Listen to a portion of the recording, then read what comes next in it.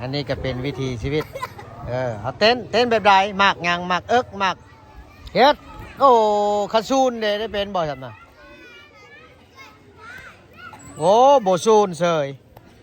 โอ้วิดหมดเฮ็ดโว้มีแต่ผู้เก่งป่าเอามากแอวขึ้นไปบ่วันนี้ทำได้เยียบมันนี่แน่ฮันผู้นั้นเป็น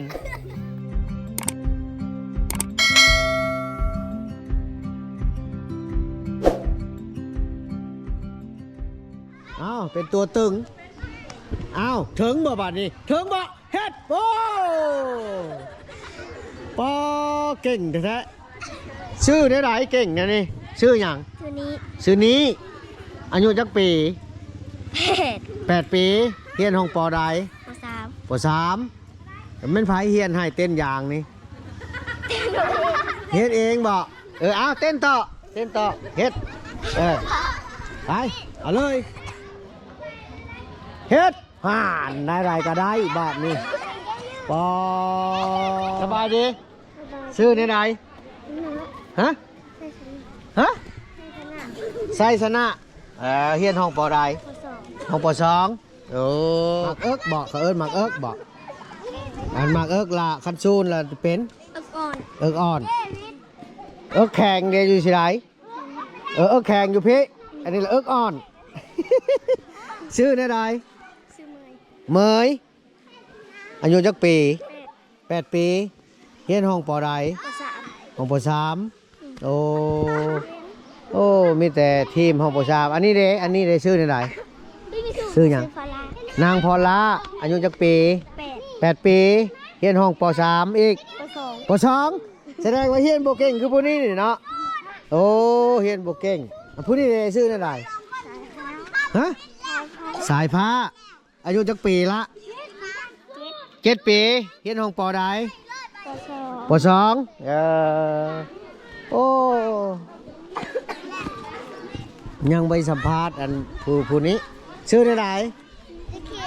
ชื่อเข้มอายุจักปีละโบเฮียนห้องปอใดห้องป.1ยังโบชื่อโบอายุตัวเองอันนี้เลยชื่ออะไรชื่อเต้นเฮียนห้องปอใดป.1อายุจักปีละ6 ปีโอ้ห้องป.1ไม่ยังผัดคือเฮียนหน่อยแท้คือบ่เอาป.10 ป.20ผู้ชายมีบ่ป.10บ่มีเนาะ1 บวก 1เป็นเท่าไหร่2 บวก 2เด้2 บวก 2เป็น3โอ้1 บวก 1เป็น2 2 บวก 2เป็น3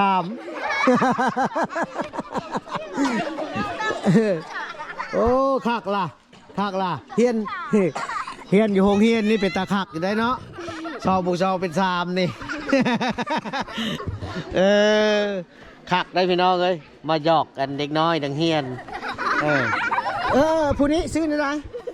ชื่อหยังชื่อมินอายุจักปี7 ปีเฮียนห้องปอใดป.2เฮียนอยู่โรงเฮียนใดโรงเฮียนหยังชื่อโรงเฮียนบ้านเวิร์นโรงเฮียนบ้านเวิร์น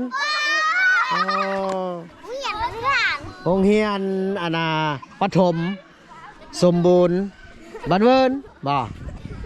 เอานั่นก็ได้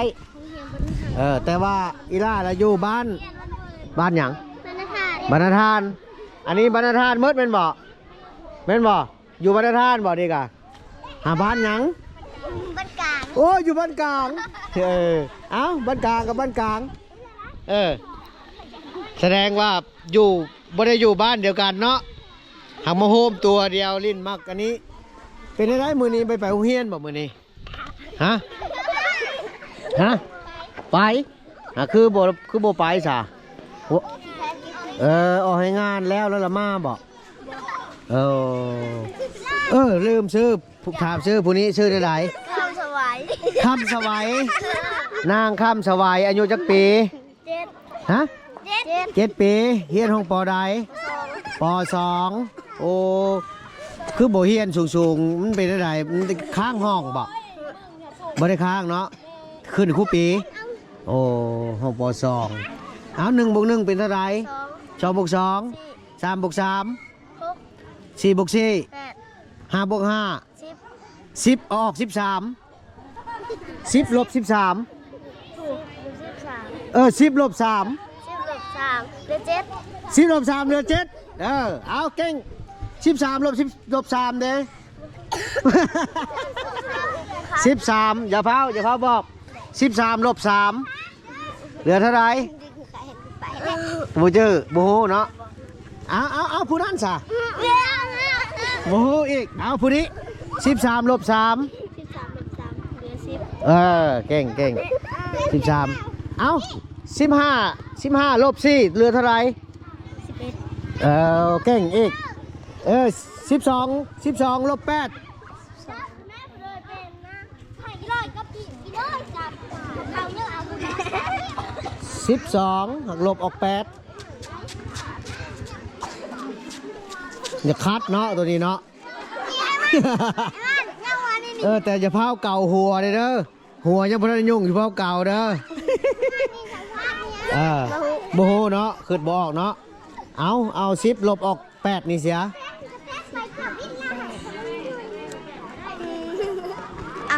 เอาอย่าเผายังบ่ทันได้แก้เลขตัวนี้10ลบออก8 10 บวก 8ยังเหลือ2ไปเก่งเต้นเลย10ลบออก8ยังเหลือ2เอามอนี่เด้เฮียนของป.2บ่เอาตัวเฮียนของป.ใดป.2ซื้อในใดส่งแม่ฮะซื้อหยังบ่ซื้อในใดส่งมาอายุจักปีละ10 ปีฮอดบ่เขาผู้บางใหญ่ได้ยังอายุฮอด8 ปี1ตัวเองบ่10แสดงว่าอยากอายุหลายอันนี้บ่แม่นบ่5-6 ปีนี่3 ปีบ่นี่6 ปีก็บ่ฮอดครับแม่มันร้องนะเฮ็ดฮอปอหยังก็ป.2บ่เอา5สิทายเอา5 บวก 5เป็นเท่าใดเป็น10โหเก่งอีกปอโธ5 บวก 5เป็น10 5 บวก 2เด้ฮะ5 บวก 2เป็นเท่าไหร่7โอ้ยผู้นี้บอก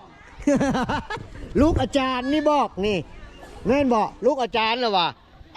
แม่นไผสอนหนังสือให้อีพ่อพ่อจังเก่งเอาซะ12,500 บวก 12,500เป็นเท่าไหร่เอา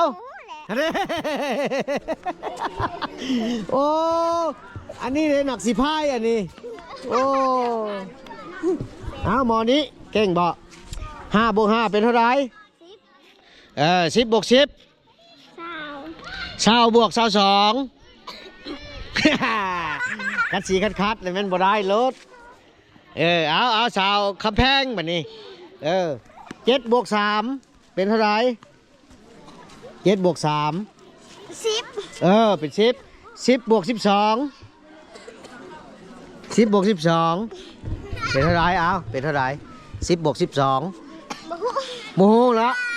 และปอยังก็เฮียนปอยังป.2โมโห10 บวก 12เนาะผู้นี้คือสิเก่งแน่10 บวก 12เป็นเท่าไหร่10 บวก 12ปากไผ่หูกับชูปากได้10 บวก 12โมโหแสดงว่าผู้นี้อยากหัวดีๆเนี่ยจังหน่อย10 บวก 12เป็นเท่าไหร่โอ้จับมือมือจ่อยใช่วะโอ้บำรุงนมเลยเด้อโอ้ถือว่าผู้เก่งผู้บ่เก่งได้ในทีมงานเพิ่นแต่เต้นยางนี่คว้ามาเก่งเอาโมดไถเฮ็ดนี่ผู้นี้ก็เก่งนี่ฮะอันนี้น้องเหมยอันนี้น้องอาเหมยหักจักเล็กไอ้เพิ่นเก่งบ่ได้เล็ก ผู้นี้เด้10บวก15เป็นเท่าไหร่10บวก15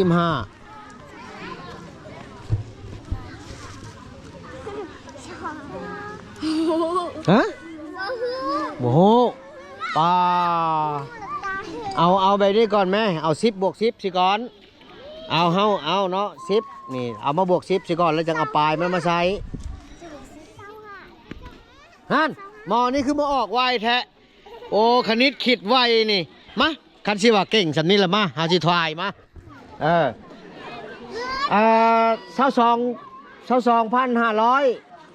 หุ้ยฮะ22,500บวก22,500เป็นเท่าไหร่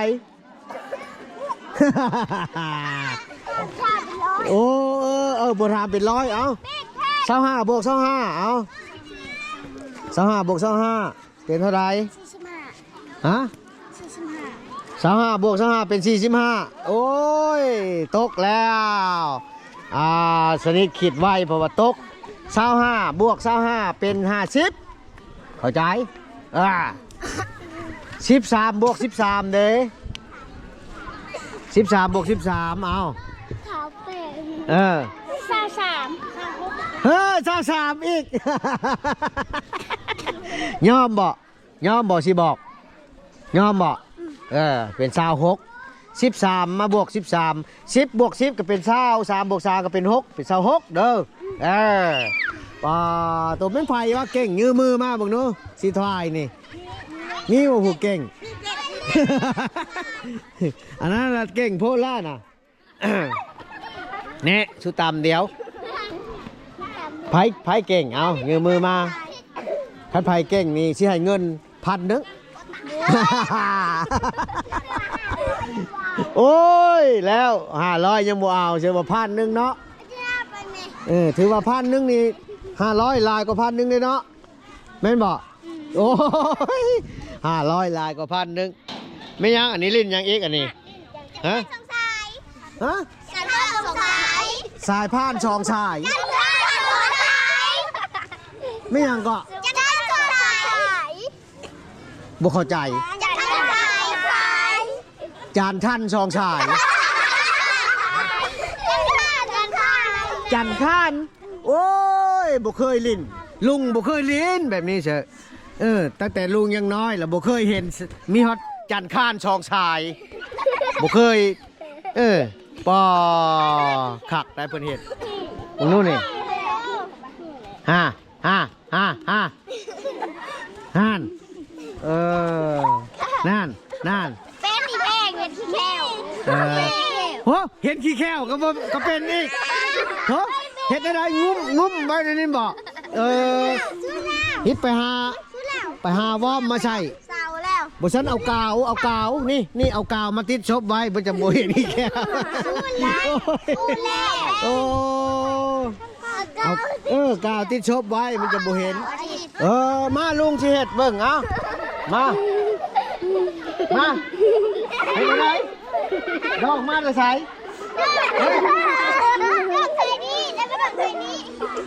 ดอกเขาอันนี้ดอกมาเฮ้บอกจันนั่นละมาคานมาพุดตัวนี้โอ้ยเบิ่งเอายุบไว้ก่อนนี่เด้อเยื่อกระคากได้จันเหรอ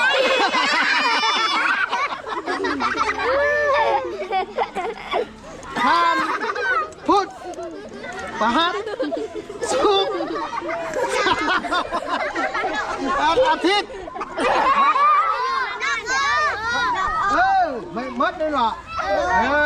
จะได้ว่าเป็นแล้วพี่น้องเลยเป็นแล้วคักเอาบายกองก่อนบาย